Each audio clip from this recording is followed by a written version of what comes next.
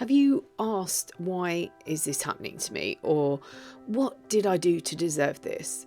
In this video, I want to share some possibilities as to why you might be asking these questions. Welcome to the Divorce Sanctuary. I'm Elizabeth, author of Finding Lily and the A to Z of emotional abuse. On this channel, I talk about healing from emotional abuse and divorcing emotionally from the abuser. I want to remind you that love should be unconditional, and divorcing emotionally and healing the original wound is life-changing. And I want to help you understand and process what's happening inside you, helping you discover the best tools to heal on a deeper level, becoming the best version of yourself. If you're new to the channel, please don't forget to subscribe. And if you're returning, welcome back and thank you. And thank you so much for the support of the new subscribers recently. It's amazing. Please don't forget any tips that you think might be helpful to others and your comments in the boxes below. I want to remind you this isn't a diagnostic tool, and I'm not going to say this video is for entertainment purposes only, because nothing about this behaviour is entertaining. If you believe you are being manipulated, please reach out to someone who can help you break away from the toxic relationship and help you set and keep strong boundaries. So have you ever asked yourself, why is this happening to me? Or what did I do to deserve this? Coming out of an abusive relationship is painful at every single level. These wounds are real. You went into battle, but you didn't sign up for a fight or a war. But that's actually what happened. However, unlike a physical wound, you can't see these emotional wounds, this hurt and this pain. So you might even hear people say, shouldn't you be over this by now? And that might trigger you into a spiral of rumination, wondering if the abuser was right all along and it was your fault. There is something wrong with you. They told you that people were worried about you. They made you believe this was all your fault. They pointed out everything you did wrong. And despite you having all the hard evidence in front of you, you probably have voices in your head. And if you stay to the end, I'm going to talk about those as well. Emotional wounds are much like physical wounds. So if you've ever hurt yourself and then you saw a swelling emerge, and you might not have been able to do something like walk without pain or put weight on a leg, you might have had an x-ray and discovered that you've maybe broken or fractured a bone. With help, your body healed. You might have torn a ligament or sprained or torn a muscle. Again, with help of rest, you healed. The wounds that I'm talking about are invisible. So like the ligament or a small fracture, they are painful. But when I talk about healing, what I'm talking about is giving the wounds the right support and nurturing. And in time, you can also heal these. You might be feeling a deep sense of abandonment. You've lost everything. You may have stayed longer in the relationship than you intended, waiting, believing the promises of change. You've invested so much in that fake future. The feeling of abandonment runs deep, and it might feel familiar to you, like an old friend. It is possible you became acquainted with abandonment in your childhood. You might not be able to recall the memory, but you just have a feeling. So our hippocampus, and this is responsible for a recall memory, might not recall the original wounding that took place, as it wasn't fully developed. But the wounding can still take place. When that loss happens, it sends messages that are stored in our body. Just like a broken bone or a torn muscle, there is damage that takes place. And you might be feeling a deep sense of betrayal as you realise the reality was not what you were promised. It was false. The fake future you created, the lies you're discovering. And you might also be asking yourself if the abuser, although you don't call them that, ever loved you. Was this all a lie?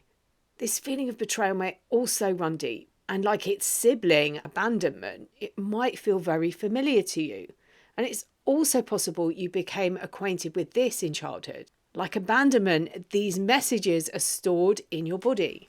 And the same as shame, which is the sister of guilt. Shame at perhaps the way you believe the stories that you were told, the relationship being too good to be true. Shame at the way you might have behaved to protect the relationship, and shame by abandoning yourself. Again, like the others, shame might feel familiar to you. You might remember being shamed as a child. And these are the original wounds. The wounds are created in childhood. And because of this programming, that you probably found yourself in an abusive relationship as an adult, searching for relationships that confirm the messages that you received, what you're taught at a young age. And as a child, you might have not knowingly experienced a trauma that activated fight, flight, fawn, freeze response.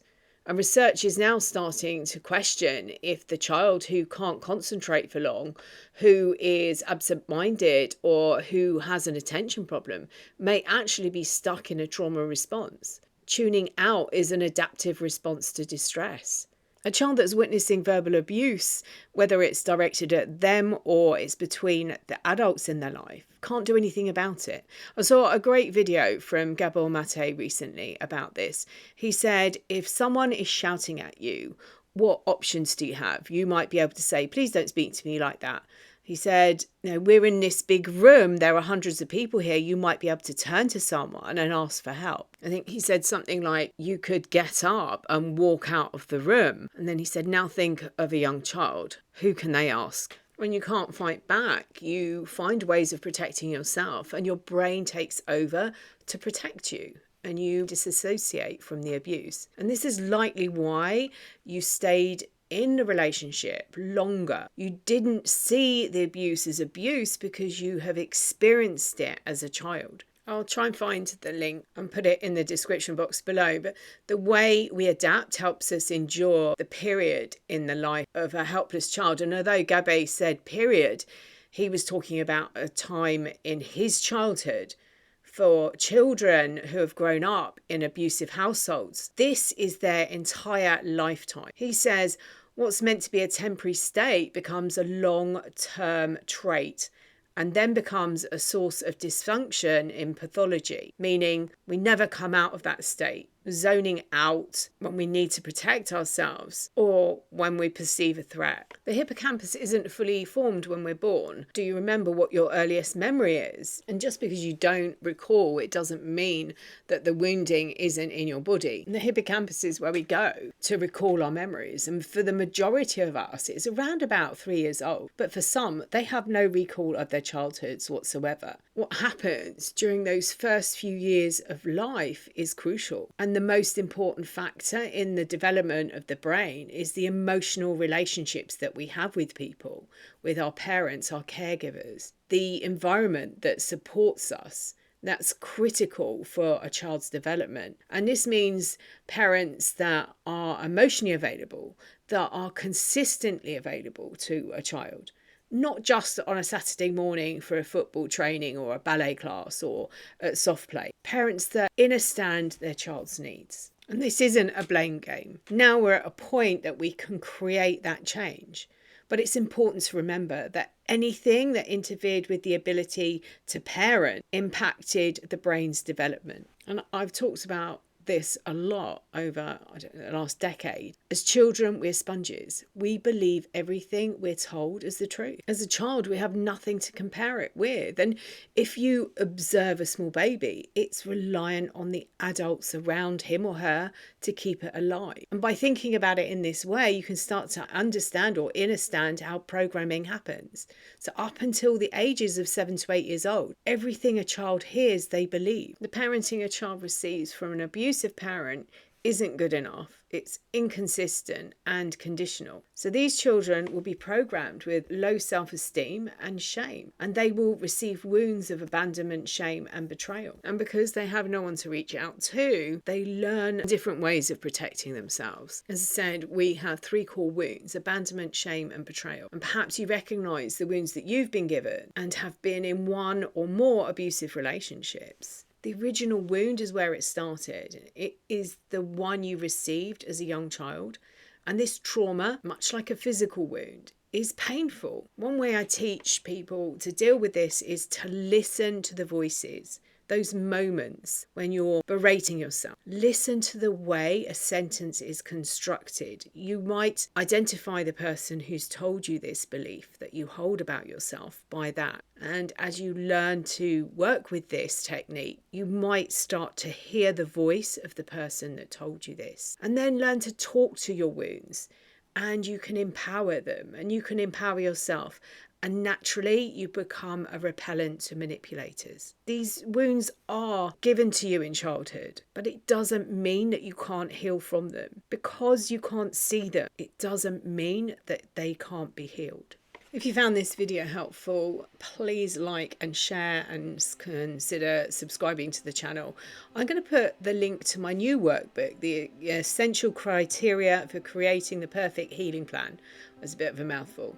And this will help you put together a plan that will support you through this time. And that will be in the description box below. If you'd like to find out how to work with me one-to-one, reach out, make contact with me. And I'm sending you loads and loads of love as always.